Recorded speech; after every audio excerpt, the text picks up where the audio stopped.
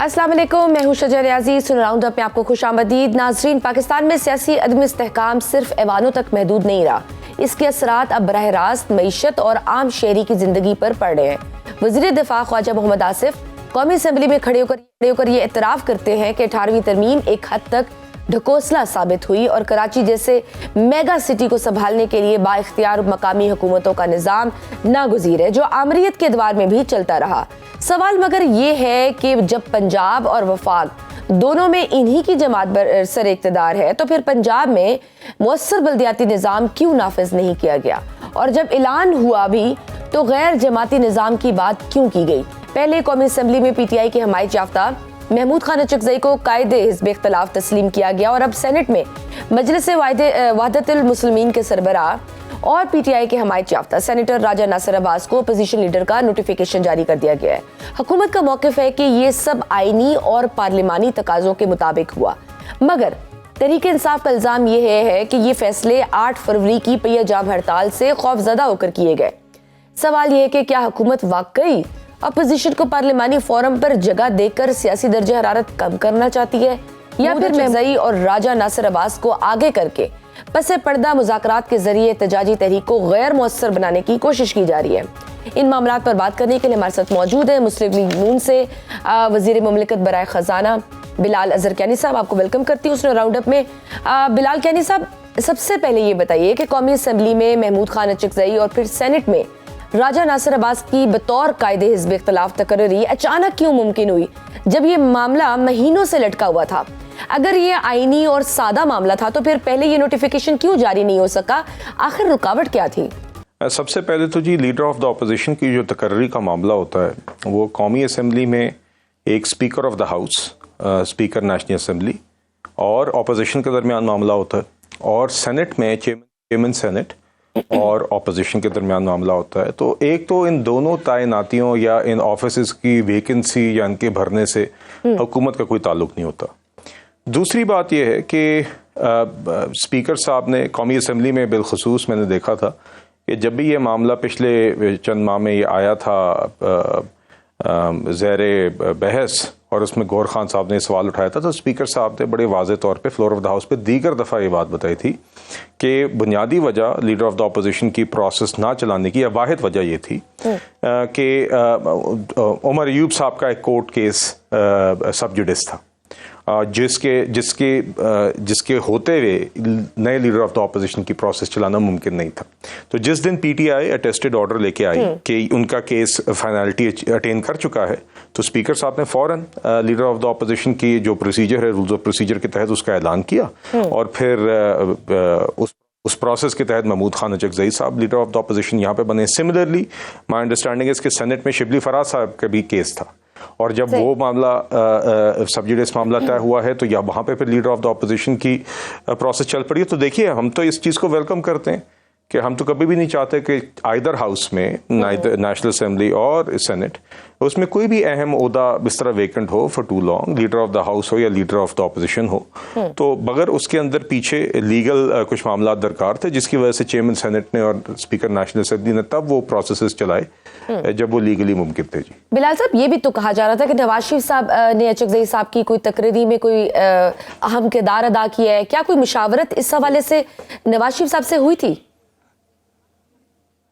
नहीं जी, ना ही मेरे इल्म में ऐसा कोई मामला है और ना ही ये चीज़ मेरे ख्याल से है। उसकी वजह ये है कि जैसे कि मैंने आपसे पहले कहा कि ये तो मामला जो भी नहीं वो चूँकि मामला ही ये बुनियादी तौर पे ऑपोजिशन और स्पीकर के दरमियान होता है, या ऑपोजिशन और चेयरमैन सेनेट के दरमियान होता है, depending on whether we are talking about the national assembly और द सेनेट।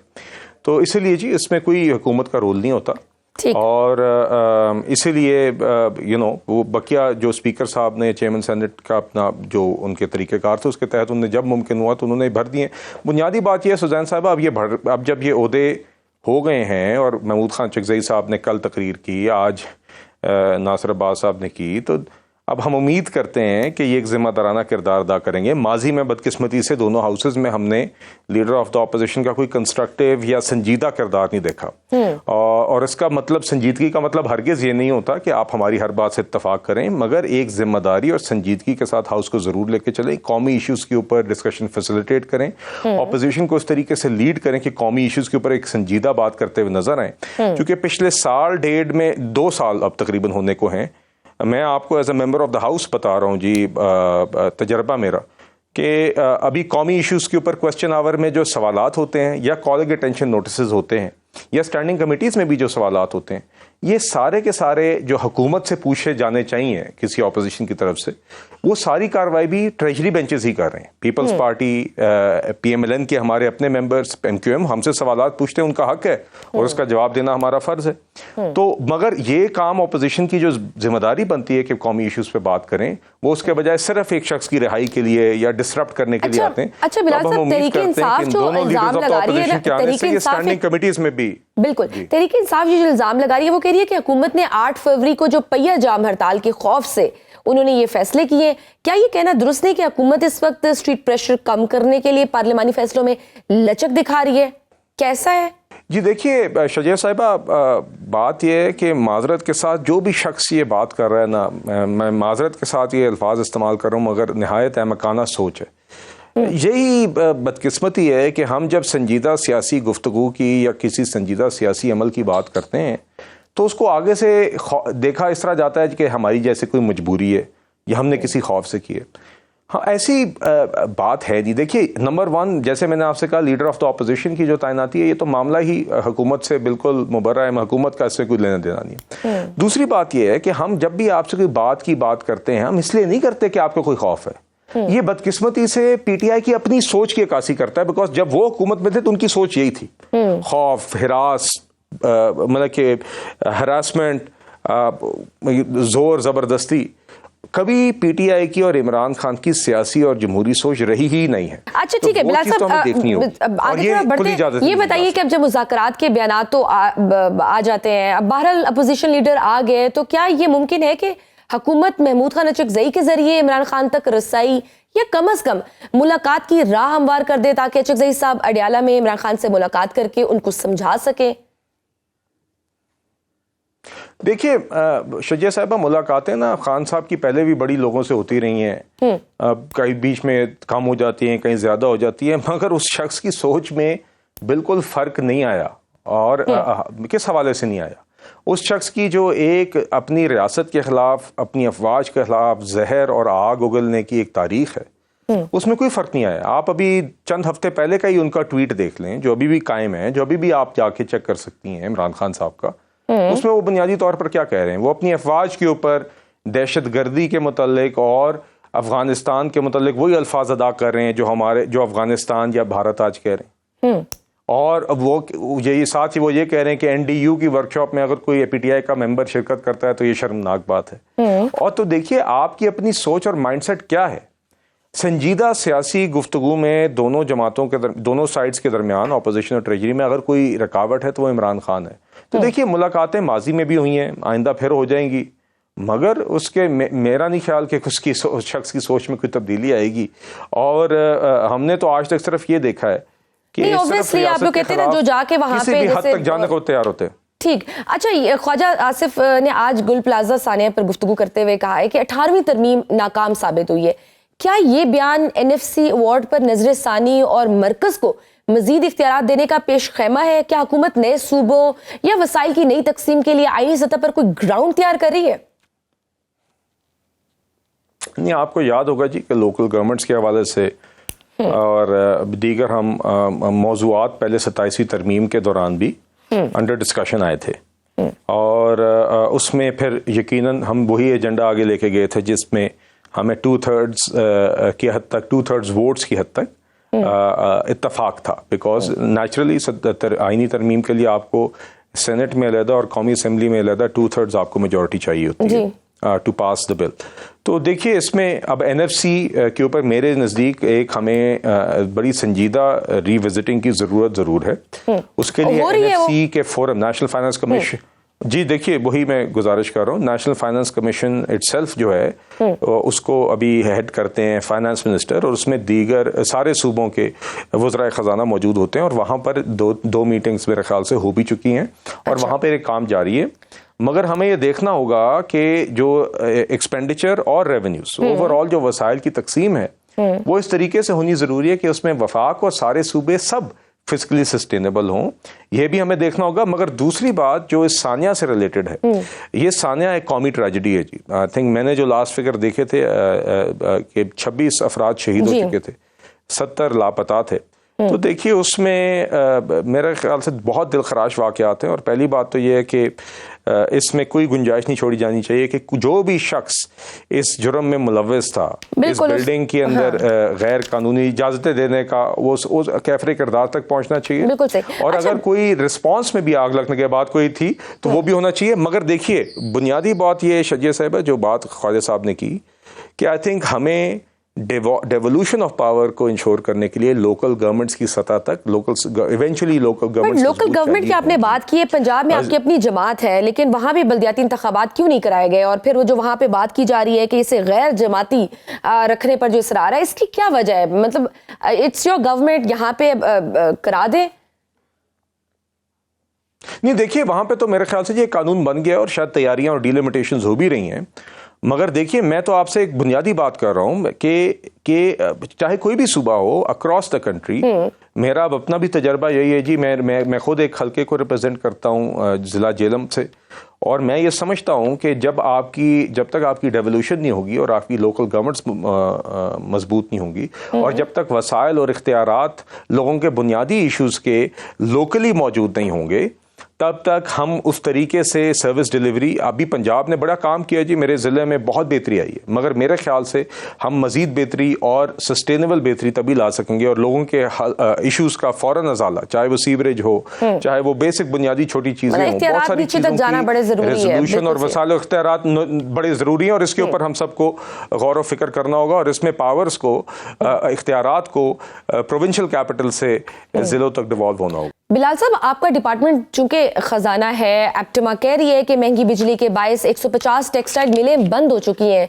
क्या वजारत खजाना पावर टैरिफ, क्रॉस सब्सिडी और इंडस्ट्री रिलीफ पर अपनी पॉलिसी की नाकामी तस्लीम करती है? नहीं देखिए, बात नाकामी की नहीं है जी। बात यह है कि हमने इंडस्ट्रियल टैरिफ में ऑलरेडी जब से हम हुकूमत में आए हमने चंद रुपए फी यूनिट कमी की भी है, और हम ये जानते हैं और हम ये मानते हैं और ये समझते हैं कि यकीनन टैक्स रेट्स में कमी की गुंजाइश है, यकीनन बिजली के नर्ख हम चाहते हैं कि मज़ीद कंपेटिटिव हों, तो और हम चाहते हैं कि ओवरऑल कारोबार की कॉस्ट ऑफ डूइंग बिजनेस कम हो, और इसीलिए हमने एक प्राइम मिनिस्टर साहब के लेवल पे मुशावरती एक रेगुलर अमल हमने मुशावरती with industrialists, with businessman, with chambers हमने रखा हुआ है, और उसमें हम इन्हीं के साथ अपने कारोबारी हजरात के साथ बैठ के हम इन इश्यूज़ को समझते भी हैं, और उनके साथ ही मिल बैठ के इन इश्यूज़ के अंदर जहाँ जहाँ पर बेहतरी मुमकिन हो सकती है अभी वो हम साथ एक्सप्लोर करते हैं। क्योंकि सनतें बंद हो रही हैं, क्या हम ये कहें कि आईएमएफ प्रोग्राम के अहदाफ पूरे करने के लिए क्या हम मैशत को कुर्बान करें? क्योंकि SIFC के नेशनल कोऑर्डिनेटर हैं, वो भी कह रहे हैं कि क्रॉस सब्सिडी वापस लेने की बात कर चुके हैं, फिर वजारत खजाना इस पर अमल दरामद क्यों नहीं कर रही? नहीं देखिए, बात वजारत खजाना की नहीं है जी, ये पूरी हुकूमत की। अब आप अगर मुझे अलाउ करें तो मैं इसी चीज़ को एड्रेस करना चाह रहा था। चंद दिन कबल SIFC में ही मैं एप्टेमा को भी मिला जी, SIFC के भी वहाँ पे हजरात थे और दीगर वजारतों के भी नुमाइंदे मौजूद थे, और मैं हर महीने 1.5 बाद जी प्राइम मिनिस्टर साहब की हिदायत पर आई मीट एप्टेमा और दीगर जो हमारे चेम्बर्स हैं, सारे जो chambers of commerce of and industry, उन सबको हम मिलते हैं, उन सब के साथ बैठते हैं, उनके इश्यूज़ सुनते भी हैं, और पिछली मीटिंग में जो इश्यूज़ रेज हुए होते हैं उस पर उनको अपडेट भी देते हैं। उसमें से कुछ मसले हल हो जाते हैं, कुछ में प्रोग्रेस होती है, कुछ में हम आगे तरीक़ाकार ढूंढ रहे होते हैं। बिल्कुल में जैसे कि मैंने आपसे पहले कहा कि कमी हुई भी है, और आगे भी हम इंशाल्लाह कोशिश कर रहे हैं, मगर चादर देखकर पाँव फैलाते हुए हम इन इश्यूज़ का हल ढूंढ रहे हैं। अब यकीनन IMF प्रोग्राम में होने की अपनी कदगने हैं, उसके अंदर हमने कुछ primary balance targets, fiscal deficit के टारगेट्स रखे हुए हैं, और वो टारगेट्स भी देखिए खसारे के टारगेट्स इवेंचुअली हमारे ही टारगेट्स हैं। मतलब कि खसारा जब बढ़ता है तो उसका भी खमियाजा अवाम ही भुगत, चूंकि वो भी महंगाई की सूरत में, हुकूमती कर्जों की सूरत में अवाम पर आती है। तो ये सारी तरजीहात को देखते हुए, फिस्कल रियलिटीज को देखते हुए हमने कोशिश करनी है कि बिजली के नर्ख भी कम हो, आम शहरी के लिए भी बिजली अफोर्डेबल रहे, ठीक है जी। जो आप रेजिडेंशियल हमारे कस्टमर हैं, जो 100-200 यूनिट 300 यूनिट बिजली इस्तेमाल करने वाले रेजिडेंशियल कस्टमर हैं, हमने उनके लिए भी अफोर्डेबिलिटी रखनी है, कारोबार को भी कंपैरेटिव करना है, टैक्स रेट्स को भी ज़्यादा कंपैरेटिव करना है। तो हम इन सब चीज़ों पर काम कर रहे हैं और जितने इंडस्ट्रियलिस्ट्स और कारोबारी हजरात हैं, इन सबको प्राइम मिनिस्टर साहब के साथ ना सिर्फ मशावरत में शामिल रखा, बल्कि इन सब सेक्टर्स के अंदर पॉलिसी रिकमेंडेशंस और पॉलिसी सॉल्यूशंस के लिए प्राइम मिनिस्टर साहब ने वर्किंग ग्रुप्स बनाए, जो प्राइवेट सेक्टर के ही हजरात ने लीड किया, और वजारतों को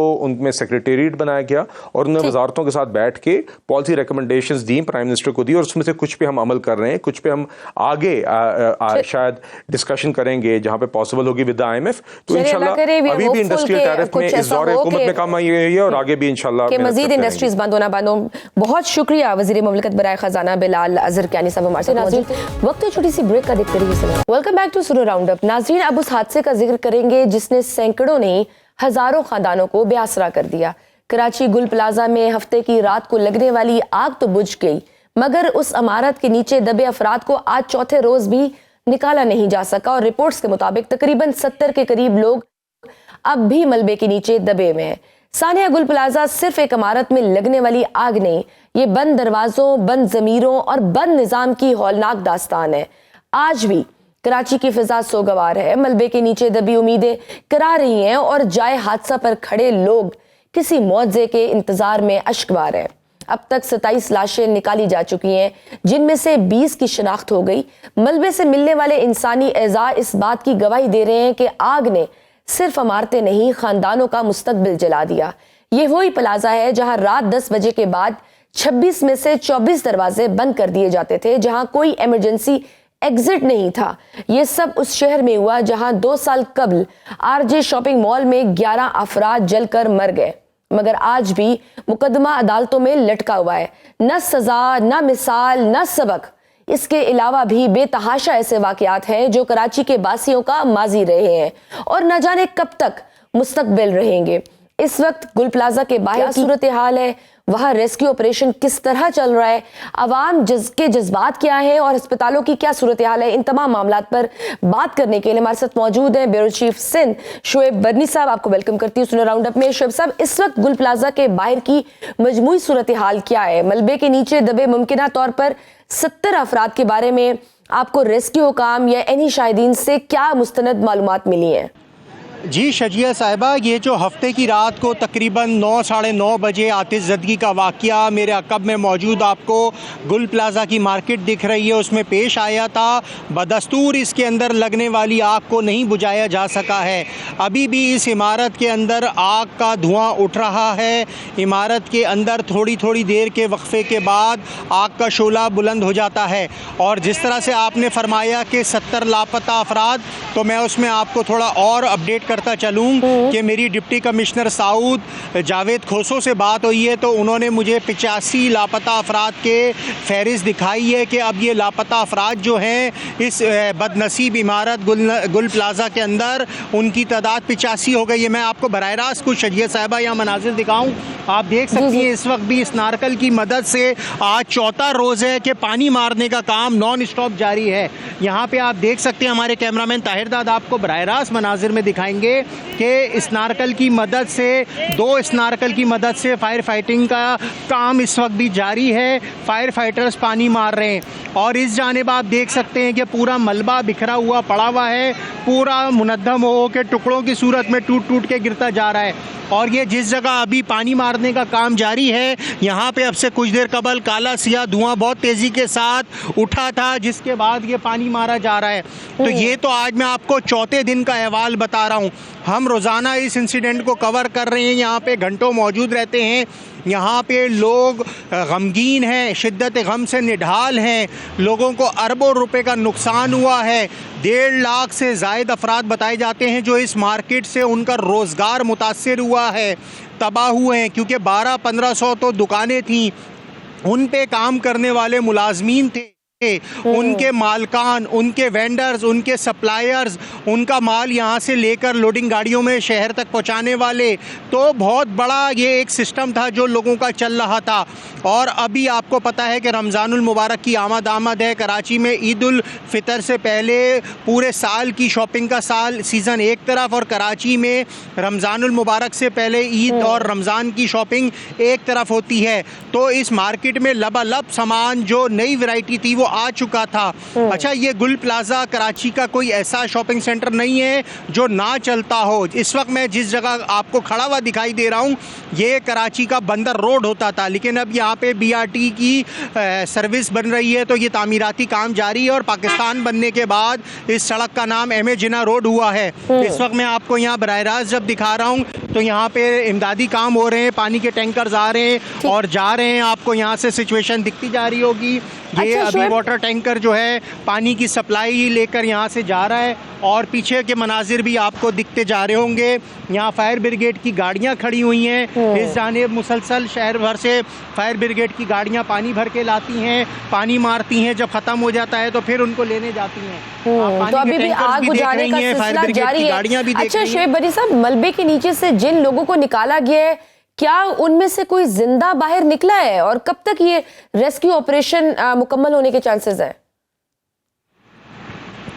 जी देखें, जिस दिन ये आग लगी थी सैटरडे के दिन, उस वक्त तो 22 अफराद यहाँ से झुलसी हुई हालत में या हालत गैर होने में निकाले गए थे। लेकिन ये है सैटरडे नाइट की बात।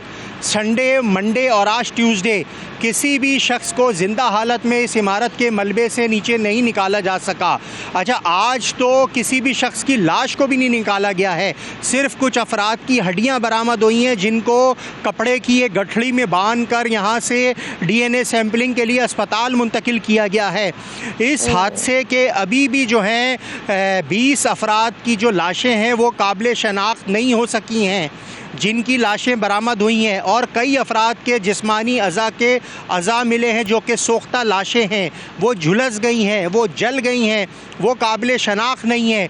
52-58 अफराद के तो सिर्फ DNA सैंपल कलेक्शन अभी तक अस्पताल में हुई है, जिन्होंने अपने DNA मैच के लिए दिया है। लेकिन ये भी एक तकलीफ़ दे मरहला है, 10 दिन लगेंगे DNA मैच के लिए। तो जब तक ये अपने प्यारों की तदफीन के लिए भी गमज़दा रहेंगे, सदमे से दो चार रहेंगे। एक तरफ इनका रोज़गार छिन गया, दूसरी तरफ इनकी जानें चली गईं। आज मैंने ऐसे 2 लोगों से बात करी है जिनका दुबई क्रॉकरी के नाम से फर्स्ट फ्लोर पे स्टोर था, उनके 6 लोग लापता हैं।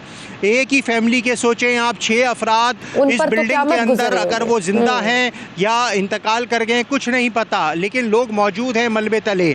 तो ये वाली सूरत हाल है, और 3 रोज़ से इस मलबे से कोई भी शख्स जिंदा नहीं निकल सका है शजिया साहिबा। अच्छा, ये भी बताया जा रहा है कि इमारत के 26 में से कुछ 24 दरवाजे रात 10 बजे बंद कर दिए जाते थे। इमरजेंसी एग्जिट और फायर सेफ्टी सिस्टम ना होने के बावजूद ये प्लाजा किस बुनियाद पर फाल था? क्या आपको उसके नक्शे और NOC के बारे में कोई मालूमात मिली है? जी देखें, बिल्कुल ऐसी ही सूरत हाल है कि ये जो हमारा प्लाज़ा था, क्योंकि रात में ये बंद हो जाता है, तो इसके जो ऊपरी दरवाजे थे वो सारे बंद थे। जो ग्राउंड फ्लोर का रास्ता था वो खुला हुआ था, जो यूनियन वालों ने भी बताया।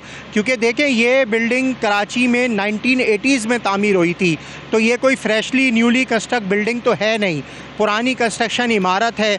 और इसके अंदर इल्लीगल शॉप्स भी बनाई गई थी बेसमेंट ख़त्म करके। पहले बेसमेंट में पार्किंग होती थी, उसको ख़त्म करके दुकानें बना दी गई थी। इनके पास जो NOC था वो तकरीबन 1000 से ज़ायद दुकानों का नहीं था, लेकिन यहाँ 1200 से 1500 दुकानें बन चुकी थी जो कि इल्लीगल कंस्ट्रक्शन के ज़ुमरे में भी आती थी। अब ये जिस तरह से सानिया हुआ है, आज सुबह से मैं यहाँ मौजूद हूँ, एक भी शख्स की लाश पूरी साबुत हालत में नहीं निकाली जा सकी है। कल रात में भी जो बॉडी पार्ट्स की सूरत में लाशें निकली हैं, कल हमने देखा था कि कई अफराद के गठड़ियों के अंदर बॉडी के पार्ट्स को निकाला गया था और उन्हें अस्पताल ले जाया गया था। यहाँ पे हज़ारों लोग, मैं आपको बता रहा हूँ, जो परेशान हाल यहाँ पे मौजूद हैं, घूम रहे हैं तलाश में मारे कि किसी तरह उनके प्यारों का कोई सुराग मिल सके। जीते जागते घराने तबाह बर्बाद हो गए हैं। बेशक बहुत बड़ा सानिया है। शोएब साहब, आपकी मालूमात के मुताबिक क्या किसी सरकारी अफसर या मुताल्लिका महकमे के खिलाफ अब तक कोई अमली कार्रवाई हुई है, या मामला सिर्फ बयानात तक महदूद है? नहीं, देखिए अमली कार्रवाई तो हो रही है ना। ये जो इस वक्त फायर ब्रिगेड का अमला है ये हुकूमत की मशीनरी है। पीछे जिस जानिब, ये तो मैं आपको इमारत के फ्रंट साइड से अपडेट कर रहा हूँ, जो एम ए जिन्ना रोड की साइड है, जो अंदर की साइड जो है, जो जो कि पीछे जिम्मेदारान अब्दिद की रास्ता है, मुअत्तली के हवाले वहाँ से पे शॉविल लगे हुए, डंपर्स लगे हुए हैं। जी देखिए, अभी तक किसी के ऊपर तो ये तो अभी तक तखरीबकारी का अंसर तो सामने नहीं आया, तो इसीलिए अभी तक किसी की कोई गिरफ्तारी, किसी की कोई मुअत्तली, किसी के ख़िलाफ़ कोई तहकीकात भी सामने नहीं आई है। अभी तो कोई इस आग लगने का ज़िम्मेदार नहीं ठहरा है, क्योंकि अभी तक तो इस आग को एक हादसा ही तस्वुर करार दिया जा रहा है। क्योंकि सैटरडे नाइट जब ये आग लगी थी तो एक आर्टिफिशियल जो फूल होते हैं बेचने वाली दुकान में भड़की थी। अगर इब्तिदा में इस आग को इब्तिदाई 20 मिनट के अंदर बुझा दिया जाता तो ये एक दुकान की आग थी, लेकिन नहीं बुझाई गई तो ये आग फैलते फैलते पूरी मार्केट को जलाकर खाकस्तर कर चुकी है। इस मार्केट के अंदर आप देखें कराची साहब, जो वहाँ पे फैक्ट्रीज है, क्या वो मुतमईन है जो वहाँ पे जो अमला काम कर रहे हैं, जो रेस्क्यू कर रहे हैं, उनकी सर्विसेज से मुतमईन है? नहीं शजिया साहिबा, बिल्कुल मुतमईन नहीं है। लोग इतने गम गुस्से में हैं कि हम उनसे ऑन कैमरा बात भी नहीं कर सकते। उनके ऐसे जज्बात हैं कि वो हम टीवी पे बराह रास्त तो नशर भी नहीं कर सकते। लोग इतना चार्ज अप हुए हुए हैं कि लोग इतना गुस्से में हैं, वो कह रहे हैं हमें हमारे प्यारों के जनाजे तो दे दिए जाएं। 100 से ज़ायद अफराद क्लेम करते हैं कि उनके प्यारे लवाहिकीन अंदर इस इमारत के मौजूद हैं। एक एक फैमिली के कोई 3-3 लोग हैं, 6-6 लोग हैं। आप मुझे बताएं कि ये कितना बड़ा ट्रॉमा है कि 4 दिन से इमारत जल रही है और उनके खानदान जो है वो उजड़ गए हैं। बहुत शुक्रिया ब्यूरो चीफ सिंध शोएब बरी साहब, हमें अपडेट कर रहे थे। वक्त छोटी सी ब्रेक का, देखते रहिए सुनो round up. Welcome back to सुनो राउंड अप। नाजरीन, रियासतें जब खतरात को अल्फाज में नहीं बल्कि फैसलों में बयान करने लगे तो समझ लीजिए कि दुनिया एक नए मोड़ पर खड़ी है। खैबर पख्तूनख्वा सिक्योरिटी वर्कशॉप के शुरा से खिताब करते हुए वज़ीर आज़म शहबाज शरीफ का अफगानिस्तान से मुताल्लिक सख्त मौक़िफ़ इसी तब्दीली का ऐलान है। ये कहना कि अफगानिस्तान को फैसला करना होगा कि वो पुरअमन तौर पर रहना चाहता है या नहीं, दरअसल पाकिस्तान की सबर आजमा पॉलिसी के इख्तिताम की तरफ इशारा है। 4 दिहाइयों की मेहमान नवाजी के बाद अब सलामती के तकाजे तरजीह बन चुके हैं। ये बयान दरअसल इस अमर की निशानदेही करता है कि पाकिस्तान अब दाखिली सलामती को इलाकाई पॉलिसी से अलग करके नहीं देख रहा। इसी तनाजुर में पाक फ़ज़ाइया की सऊदी अरब में कसीरुल कौमी जंगी मश्क में शिरकत फिर गैर मामूली अहमियत रखती है। F-16 ब्लॉक 52 और जदीद जंगी तैयारों की नॉन स्टॉप परवाज सिर्फ अस्करी महारत नहीं बल्कि एक स्ट्रेटेजिक पैगाम है कि पाकिस्तान खित्ते में दिफाई तौर पर मुतहर्रिक और आलमी सतह पर काबिल एतमाद शराकतदार है। ये मश्क जदीद इलेक्ट्रॉनिक वॉरफेयर के माहौल में की जा रही है जो मुस्तकबिल की जंगों की असल तस्वीर है। आलमी मंजरनामे में अमरीकी सदर डोनाल्ड ट्रंप के बयानात इस पूरी सूरत हाल को मजीद पेचीदा बना रहे हैं। ग्रीनलैंड पर मुकम्मल अमरीकी कंट्रोल का मुतालबा, नोबेल अमन इनाम ना मिलने पर अमन से लाताल्लुकी का इजहार और यूरोप पर टैरिफ की धमकियां इस बात का ऐलान है कि ताकत अब सफारतकारी पर हावी हो चुकी है। अक़वाम मुत्तहिदा के सेक्रेटरी जनरल का ये एतराफ़ कि आलमी कवानीन मुअस्सर नहीं रहे बैनुल-अक़वामी निज़ाम की कमज़ोरी का वाज़ेह सबूत है। यूरोपीय ममालिक की मज़ामत अगरचे असूली है मगर अमरीकी जंगी तैयारों की ग्रीनलैंड आमद ये बताती है कि फैसले अब कॉन्फ्रेंस रूम्स में नहीं बल्कि फौजी अड्डों पर हो रहे हैं। दुनिया बिलखसूस इस खित्ते के मामलात का मुस्तकबिल सफारती हल है या अस्करी या दिफाई पोजीशन अब सब पर हावी रहेगी। इन मामलात करने के लिए हमारे साथ मौजूद है दफाई तज्ज़ियाकार air vice marshal retired Sajid Habib साहब। आपको वेलकम करती हूँ स्नो राउंड अप में। साजिद साहब, वज़ीर आज़म का ये कहना कि अफगानिस्तान को फैसला करना होगा कि वो पुरअमन तौर पर रहना चाहते हैं या नहीं, क्या ये सिर्फ सफारती वार्निंग है या पाकिस्तान की पॉलिसी में shift from patience to pressure का ऐलान है? मेरे ख्याल में ये बड़ा वाज़ेह ऐलान है अफगानिस्तान के लिए, इसलिए कि बहुत हो चुकी और इस वक्त अफगानिस्तान को समझना चाहिए कि सिर्फ पाकिस्तान उससे तंग नहीं है, ताजिकिस्तान तंग है, चीन तंग है, क्योंकि ताजिकिस्तान में और दूसरी जगहों के भी उन्होंने चीनी जो है बाशिंदे को निशाना बनाया है। ये बड़ी क्लियर वार्निंग है। हम कब तक इस सर दर्द को, जिसकी हमने 45 साल मेहमान नवाजी की है लाखों की तादाद में, उनकी हम ये चीज़ें बर्दाश्त करते रहेंगे? तो उनको फैसला करना है, वो जंप लगा के भारत जाना चाहते हैं तो चले जाएं, बड़े शौक से जाएं। और सर, अगर काबुल की जानिब से रियासत मुखालिफ अनासर को रोकने में नाकामी जारी रही तो क्या मुस्तकबिल में दोबारा लिमिटेड काइनेटिक एक्शंस का इम्कान पैदा हो सकता है? पाकिस्तान के पास कौन कौन से हार्ड सिक्योरिटी ऑप्शंस मौजूद हैं? आई थिंक हम अपने हार्ड सिक्योरिटी ऑपरेशन जो ऑप्शन हैं वो ऑपरेशंस की सूरत में हम दिखा चुके हैं। हम दिखा चुके हैं कि अगर आपसे ये दहशतगर्द नहीं संभलते तो हम जहां उनको पाएंगे, हमारे पास अल्हम्दुलिल्लाह एबिलिटी है उनको वहां पे स्ट्राइक करने की। तो ये तो हम बड़े क्लियरली उनको शो कर चुके हैं। अब हालात ये है कि तालिबान का खुद, अब एक तो उनकी आपस में इनफाइटिंग चल रही है, उनके लोग भी उनसे तंग आए हैं और उनका पूरा कंट्रोल भी नहीं है। लेकिन ये तय है कि जो दहशतगर्द वहां से पाकिस्तान आते हैं ये उनकी सरपरस्ती कर रहे हैं और उनके एमा के ऊपर जो कि हमारे मशरक में बैठे हुए भारतीय हैं। तो आई थिंक हम वी हैव द कैपेबिलिटी, हमने शो की है और मुझे यकीन है कि अगर ये बाज ना आए तो हम जहां पे इनको स्ट्राइक कर सकते हैं दहशतगर्दों के ठिकानों को। आपने देखा होगा अभी तक हमने कोई ऐसी नहीं की स्ट्राइक की कि जहां पे अफगान अवाम को नुकसान पहुंचे। तो सर आपको क्या लगता है आखिर इतने अरसे से, सालों से हमने उनको पनाहें दी, इतने एहसानात हैं, what really made them go against all these, कि उन्होंने उन एहसानात का भी एहसास नहीं किया और वो पाकिस्तान के दुश्मन बन चुके हुए हैं और उन सफ़ों में जाके खड़े हो गए हुए हैं जो कि एक क्लियर हमारे लिए हमेशा से एक दुश्मन रहा है, भारत की मैं बात कर रही हूँ। आखिर क्या रीज़न है? और दूसरा, जो इतनी सारी दहशतगर्द जमातें और तंजीमें वहां पे ऑपरेट कर रही हैं, कितना बड़ा खतरा है ये पूरी दुनिया के लिए भी? एहसान फरामोशी भी कोई चीज होती है, दुनिया पे साबित करना होता है कि कोई ना कोई एहसान फरामोश है, जिसमें सबसे बड़े माजरत के साथ नहीं बल्कि मैं यकीन से कहता हूं हमारे लिए सबसे बड़े एहसान फरामोश ये हैं जो पाकिस्तान दुश्मनी कर रहे हैं अफगानिस्तान में बैठ के। सारी अफगान कौम नहीं, वहां से बहुत से लोग, जैसे मैंने कहा कि इनसे भी तंग हैं, सारी दुनिया तंग है इनके साथ। साजिद साहब, सऊदी अरब में कसीरुल कौमी मश्क में पाक फिजाइया की शिरकत, खासतौर पर non stop deployment of F-16 block 52 दुनिया को क्या स्ट्रेटेजिक पैगाम दे रही है?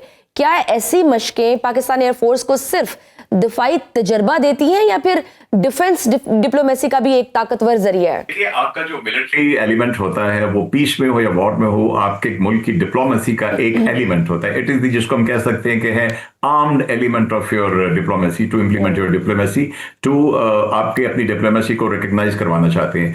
तो अल्हम्दुलिल्लाह अल्लाह के करम से मई के बाद से जो हुआ है, हालांकि सऊदी अरब के साथ हम पहले भी एक्सरसाइजेज कर रहे हैं, हम बहुत सालों से 2004 से हम तुर्की के साथ अनातोलियन ईगल एक्सरसाइज कर रहे हैं। उसके बाद ये हमारे पास भी आते हैं, तुर्की भी आता है हमारे पास, सऊदी अरब भी हमारे पास आता है। लेकिन अभी देखें जो कंट्रीज हैं इसमें यूरोपियन कंट्रीज भी हैं, इसमें इटली है, फ्रांस है और ग्रीस है, यूनान है, और अरब मुल्कों में से आप देखिए कतर है, बहरीन है और सऊदी अरब है। तो ये खास तौर पे जो हमारा अभी सऊदी अरेबिया के साथ एग्रीमेंट हुआ है, और आप इसमें देखिए कि आप देखेंगे कि इसमें अरब अमारात नहीं है। और मैं अफसोस भी हुआ मुझे सुन के कि अरब अमारात के भारत के साथ स्ट्रेटेजिक दिफा का कोई MOU उनके साथ करने वाले हैं। और अभी आपने देखा होगा कि यमन के मामले में सऊदी अरेबिया और अरब अमारात का भी आपस में कॉन्फ्लिक्ट हुआ है, वहां से इनको अपने फौजी वापस बुलाने पड़े और इनके हमायतियों को सऊदी अरब की एयर फिजाइया ने बिछाया। तो ये मशकें जो है, एक तो नई जो एक डिप्लोमेटिक या ग्लोबल जो टीमें बन रही हैं, जो ब्लॉक्स बन रहे हैं छोटे लेवल के ऊपर, रीजनल, ये उसको भी इंडिकेट करती है। ये तो मल्टीनेशनल है, तो इसमें यूरोपियन भी है, अमेरिका भी है और अरब कंट्रीज भी हैं और यहां से पाकिस्तान है। तो इसमें जैसे आपने कहा कि लॉन्ग रेंज पे जब आप बहुत कुछ सीखते हैं, इन एक्सरसाइजेज में सब सीखते हैं, इंटरऑपरेबिलिटी, आपस की हम आहंगी से सीखते हैं। अब यहां से गए हैं नॉन स्टॉप, तो इन सब F-16 ने एयर टू एयर यानी हवा में रिफ्यूलिंग की होगी, वो इन इटसेल्फ बहुत बड़ा एक्सपीरियंस होता है। और उसके साथ वहां पे अब जिस तरह की, अब मैं यकीन दिलाता हूं कि ये जो मई में हमने जिस तरह पाकिस्तान एयरफोर्स ने एक मल्टी डोमेन जिसमें साइबर और स्पेस और एयर और ये सारी बैटल्स, ISR की बैटल की है, ये सारी चीजें आई एम श्योर कि अभी जो एक्सरसाइज होगी इसमें बहुत बड़ा इनपुट जो हमने अल्हम्दुलिल्लाह किया है इसका होगा। और इसमें आप म्यूचुअल लर्निंग करते हैं और फिर एक दूसरे के ऊपर एतमाद बढ़ता है, बहुत सारी चीजें हम सीखते हैं। इसमें कभी भी वन साइडेड लर्निंग नहीं होती, इसमें सारी फोर्सेस एक दूसरे से सीखती हैं। बिल्कुल सही, और मुझे एक अच्छा एक्सपीरियंस होता है एक्सरसाइजेस के थ्रू। बिल्कुल सही सर। ये बताइए कि पाक फिजाइया के पास क्या अभी मजीद ऐसी कोई एयर टेक्नोलॉजी या ड्रोन्स या कोई भी जंगी त्यारा मौजूद है जो सरप्राइज के तौर पर मौजूद हो, और अगर भारत अफगानिस्तान समेत कोई भी दोबारा जारहियत करे तो हम दुनिया को दोबारा हैरान कर सके? देखो, तैयारे वही होते हैं, ठीक है। अब जो वॉर एयर बैटल आजकल हो गई है, इसमें ऑन द स्पॉट आपकी क्या स्ट्रेटेजी होती है, that is your secret.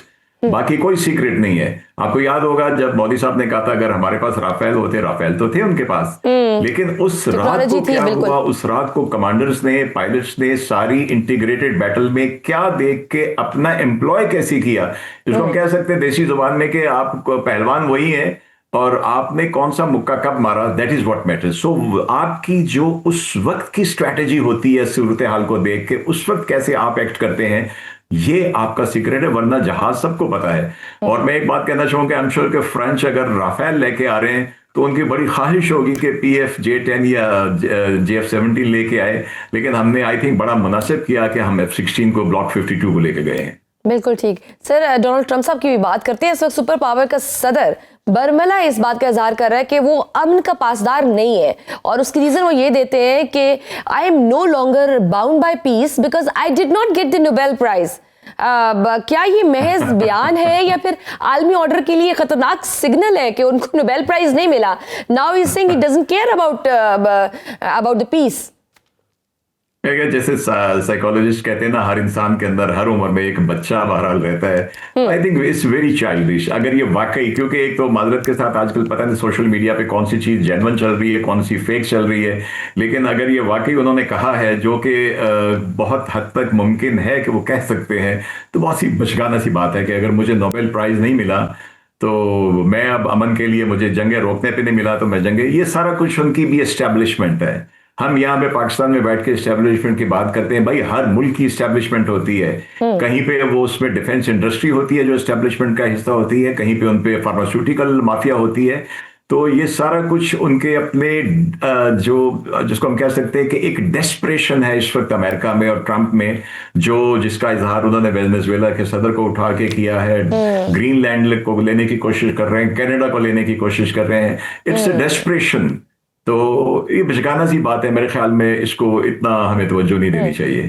Sir, Greenland में भी तो अमेरिकी जंगी तैयारों की आमद, ये क्या ये वेनेजुएला तर्ज के आपको क्या लगता है रिजीम प्रेशर मॉडल का नया वर्जन है? और क्या इस बात का भी खदशा नजर आता है कि इसी तर्ज की कार्रवाइयां मुस्तकबिल में अफगानिस्तान, मिडिल ईस्ट, ईरान में भी हो सकती हैं? मेरे ख्याल में एक हद तक हो सकती है, उसके बाद दुनिया खामोश तमाशा नहीं बनी रहती। इन मुल्कों के साथ दूसरी बड़ी ताकतें भी हैं, रशिया बड़ी ताकत है, चाइना बड़ी ताकत है, यूरोप में कंट्रीज हैं, इनके भी इन मुल्कों के साथ ताल्लुकात होते हैं, इनके भी इंटरेस्ट होते हैं। तो एक अगर मुल्क जो बहुत ताकतवर है समझता कि मैं सारे मुल्कों के इंटरेस्ट को मैं ताहुबाला करके तो मैं इसको भी उठा लूंगा, इसको भी उठा लूंगा, ऐसा मुमकिन नहीं है। इन्होंने बड़ी कोशिश की थी ईरान में, अमेरिका ने रिजीम चेंज करने के लिए, जो पहला इंसिडेंट हुआ ईरान इजराइल का, उसमें भी उनकी रिजीम चेंज थी। अभी भी जो धमकियां थी रिजीम चेंज के लिए थी। तो मेरा नहीं ख्याल कि मजीद इस तरह की कोई पॉसिबिलिटी हो सकती है। पड़ गई ना, बिल्कुल सही। नेटो और अमेरिका एक चीज थे, अभी क्या हुआ, फूट पड़ गई है एक इशू के ऊपर। मेरे ख्याल में तो ये ट्रंप साहब एक तीली लगा के इधर फेंकते तो नुकसान एंड ऑफ द डे इनका अपना ही। बिल्कुल ठीक। दफाई तज्ज़ियाकार air vice marshal retired Sajid Habib साहब हमारे साथ मौजूद थे। नाज़रीन, गुफ्तगू आपने सुनी। आज के प्रोग्राम में बस इतना ही, इजाजत दीजिए, अल्लाह हाफ़िज़।